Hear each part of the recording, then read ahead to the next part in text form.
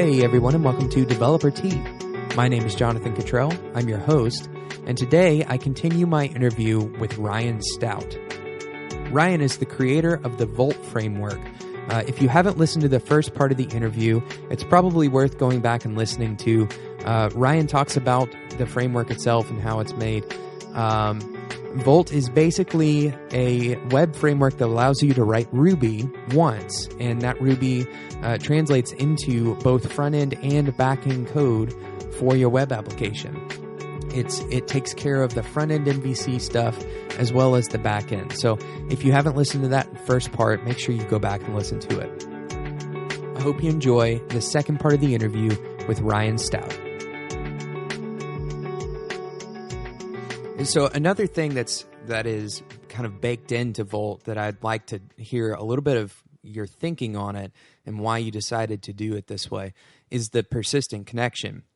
So I know like a lot of people don't have a full understanding of this, and I would say I'm actually included in that group of all of the benefits that come along with persistent connection in terms of like a lot of people say, well, it's about performance, and some people say, no, it's about like clarity of data transfer or whatever. So why did you choose to go with like the socket connection model? Yeah, so there's a couple reasons for it. Just one thing to keep in mind too is that if you're not using Volt provides you these different places you can persist your data. And so one of those is the store. We call it the store, which is basically syncs back to your database and syncs to other clients based on some rules you set up. So if you're using the store, does it actually set up that persistent connection? And that's MongoDB, right? The database at the moment, yeah, is MongoDB. We have plans to build sort of we're calling it a data provider API to let you let other people or myself add any sort of database they want. But yeah, at the moment we're using Mongo for a couple of reasons. Sure. So yeah, so the interesting thing with the WebSocket connections, one thing, it gives you kind of real-time updates. I think that's nice, but I actually don't think that's something that many people need. For us, it is partly a performance thing. So when you already have that connection, so when you're doing any sort of data transfer, TCP has these window sizes, and it basically gets faster the more data you send through it. And so with things like Keep Alive, it's not a huge issue anymore, but there is a little bit of performance in having that TCP connection always open. It also, I guess the other thing too is the push side of it. So we can actually, have it where someone drops the connection and it kind of waits around, and then when they reconnect, things kind of sync back up. And that's something we could do over, Ajax or XHR or something like that.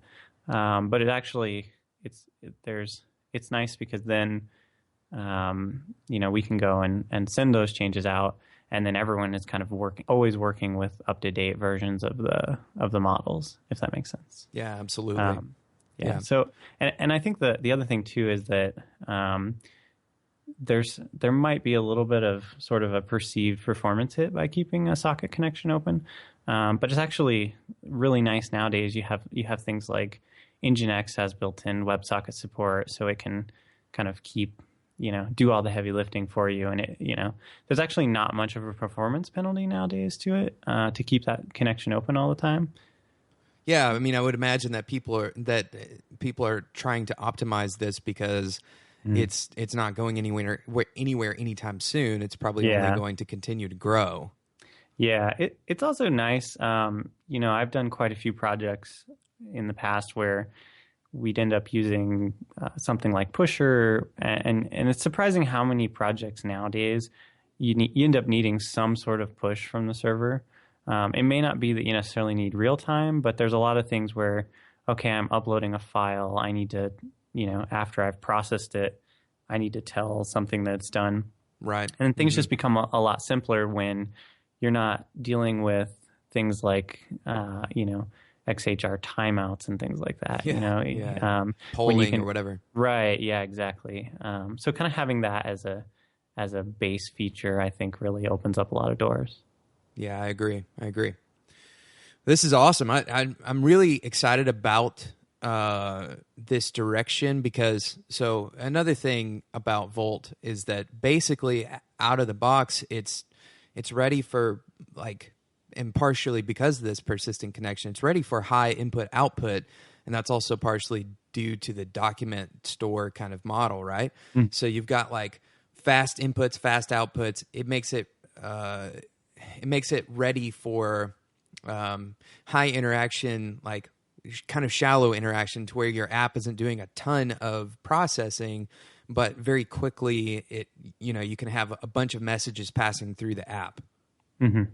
So that's exciting, and I think that we people in the Ruby land have been kind of plagued with systems that are not so much optimized for that, and I'm looking forward to the things that are going to be built and the conversations that are actually just naturally going to happen because of that. Mm-hmm.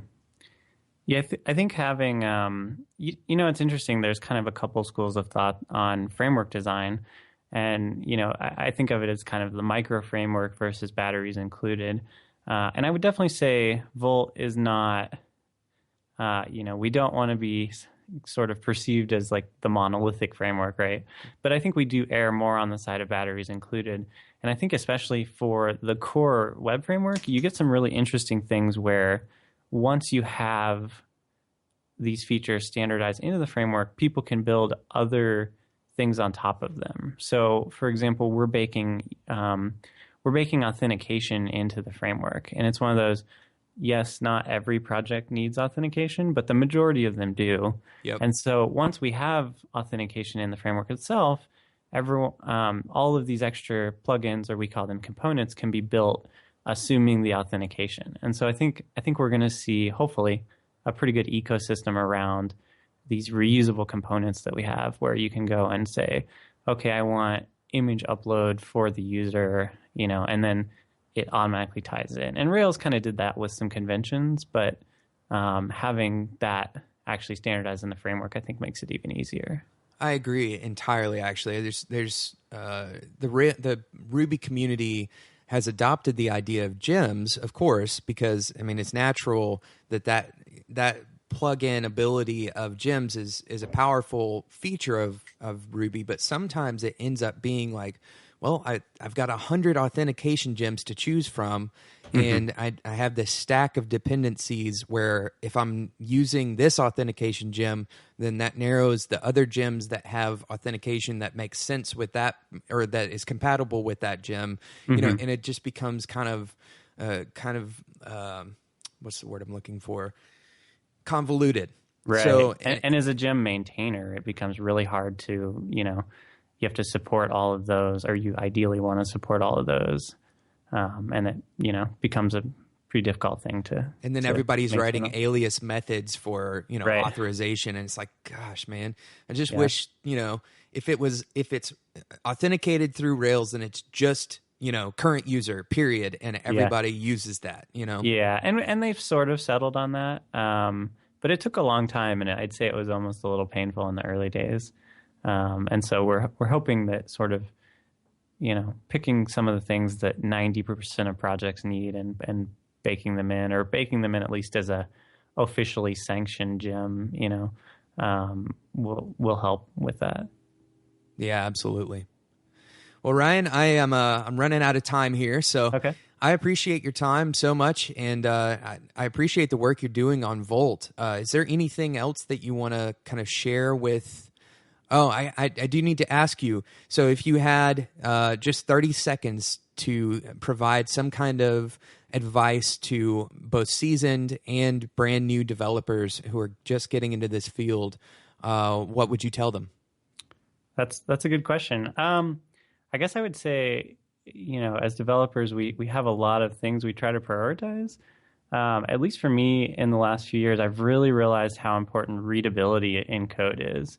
And, it's something that there's sort of always a trade-off, but it seems like, at least for me, the project where I've really traded off on readability has kind of come back to bite me. So I guess I would say, always be thinking about readability, especially in a project where you're not going to be the only one working on it, I guess. Yeah, that's great. I actually recently talked on the show about the hardest parts of computer science, and somebody mentioned it really should have been called the hardest part of programming, but in any case, one of them is naming things, right? Right, yeah. So, yeah, absolutely. Well, that's great advice, Ryan. I appreciate your time, and if anybody's interested in Volt, I guess the best place for them to start would be those office hours and the GitHub repo, or... Yeah, and we also have, you can go to voltframework.com. We have kind of links to docs and links to everything from there. But yeah, I'm always on Gitter if anyone has any questions getting started. And then we're doing office hours tomorrow from, I think, 4 to 6 Eastern time. So every Friday. So perfect. Thanks so much, Ryan. Yeah, thanks for having me. And thank you so much for listening to the show. You are the reason this show is created. So the fact that you are here and listening to it, I couldn't be more appreciative of. If you are enjoying the show, please take just a few minutes and drop into iTunes and leave us a review and a rating. It really is a personal favor to me, but it also helps other people just like you, other developers, find Developer Tea. You can always get in touch with me on Twitter at @DeveloperT, or you can email me at developerT@gmail.com. You can also find the show at developerT.com, and in the nav at the very top of the site, there's a contact link where you can fill out a form, and that comes directly to me as well. As always, until next time, enjoy your tea.